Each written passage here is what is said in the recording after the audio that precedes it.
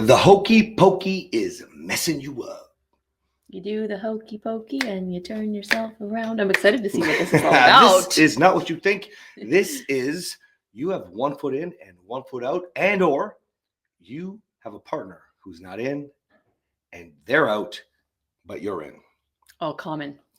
Okay, so if you don't know, Morrow Marriage, we specialize in creating a new marriage when we have one partner in. Now, it is a blessing when we have both partners, and we're getting a lot more of that, and that's probably because of the growth and everything that we're doing. But on a whole, I would say 95% of the people that we deal with, they have one partner in, one partner out. And the bigger problem that you face is when you have a partner that's not in with you, you become the mess because you're the one who's in and started, and now you have 1 foot in, and then you're like, oh, this isn't going the way I wanted. And so it's too hard. I can't do this. I've seen some of that lately. Mm-hmm.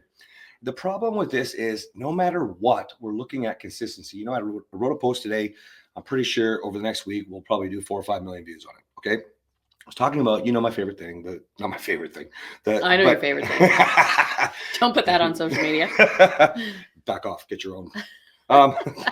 So I talk about the 3 types of wives in my book. And I talk about it in the reset. And, so type 1, you have a wife who this is everything I ever wanted. And she's super excited about the changes that you make. And she wants to support and lift and follow.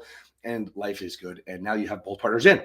Okay. And then you have type 2 who's sort of in. She believes it. She wants to believe it. She might be a lot of what we just described. And then she kind of backs off. She's afraid. She doesn't trust. She doesn't know if it's real. And she kind of goes back and forth. And then you have a type 3 who is the type of person who just does not believe the changes are real at all. Why didn't you make these changes years ago?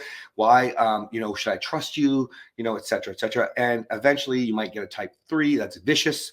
A vicious type 3. You might know one of them on this camera. Oh, no. I started out as a type 1, but I was built into a vicious type 3. The most vicious, I would say. You got in that response right. to someone else who is vicious. Someone else on this camera is a vicious type 3 husband. You should see this woman when she's training what she calls the half wrap, a tool she teaches for conflict intervention. And she turns into a vicious type 3 when they role play.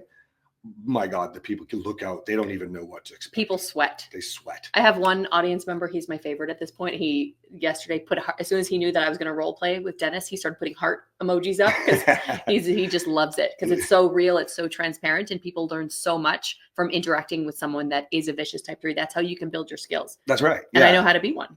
Just so happens. So Kathryn would be what we call a type 2. She flip-flop a lot after being a type 1. She became a type 2. Became a type 3 who became a vicious type 3. Yes. But it turns out I just need to show up. And that's pretty much what my post was about was you've got to be all in. Okay. Like you can't have 1 foot in and 1 foot out. You can't be invested and you're going to be the one listening to this podcast. You're going to be the one in our programs or reading our books and then doing all this work and then feel frustrated, feel like it's too hard and then decide to pull back, feel rejected and want to pull back, feel like it's never going to happen and go down the spiral of getting validation from the people in your life and pull back. Because if you have one partner doing the hokey pokey, okay, you cannot have both partners doing the hokey pokey. In what world will at any point will you move forward? When you both have your feet in.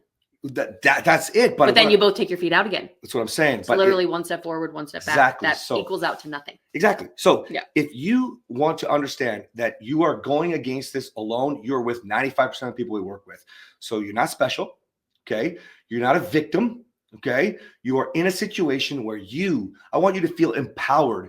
You are the one who has the power and the control in your life. Why? Because if your partner is out, checked out, coasting, wants a space, wants separation, wants a divorce, they're leading you away from the marriage and your vows. The integrity that you want as an individual and the person that you want to be, you do not have to follow them. It is not manipulation or coercion or trying to steal control when you are trying to lead towards marriage. It is not. Just because your partner says, you don't respect my boundaries, because they're out does not mean that you should not keep your feet both in, dive in, and move that thing forward. You agree? Yes. Now, when that happens, I know it's hard. And I want you to think about it like this. It's hard to go through this alone. Well, you're not alone if you know us, if you know our communities, you have good people in your life. I say that very wisely, the right people in your life, okay? But you're also not alone if you realize this. Everybody else is doing this alone. They're trying to go through this and save their marriage. They're trying to do it against their partner's will half the time. Okay. Probably more than half, 95% of the time. Okay. But you're not alone. You're not special is what I mean. So take that and now feel empowered, because very few people are willing to go the full mile. Very few people. Everybody wants to justify quitting. You know, the amount of people that will DM me a message and look for help.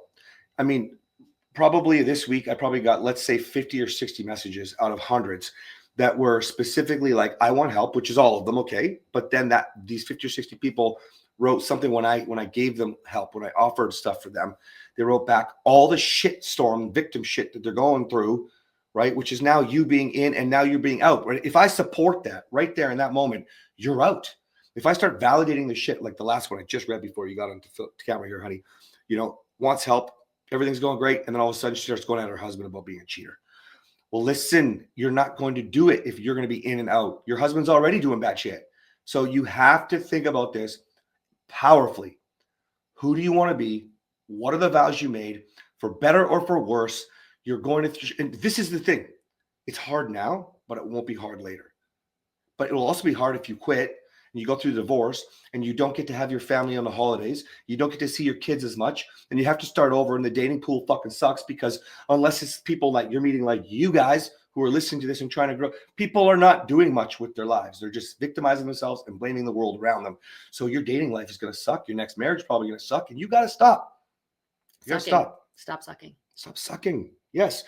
Put both feet in. Keep your head up and go get your life.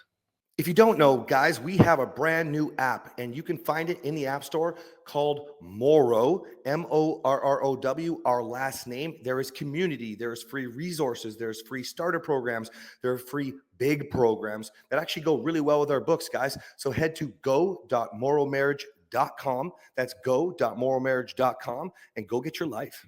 That's what it's all about. Hey! See you Bye. guys.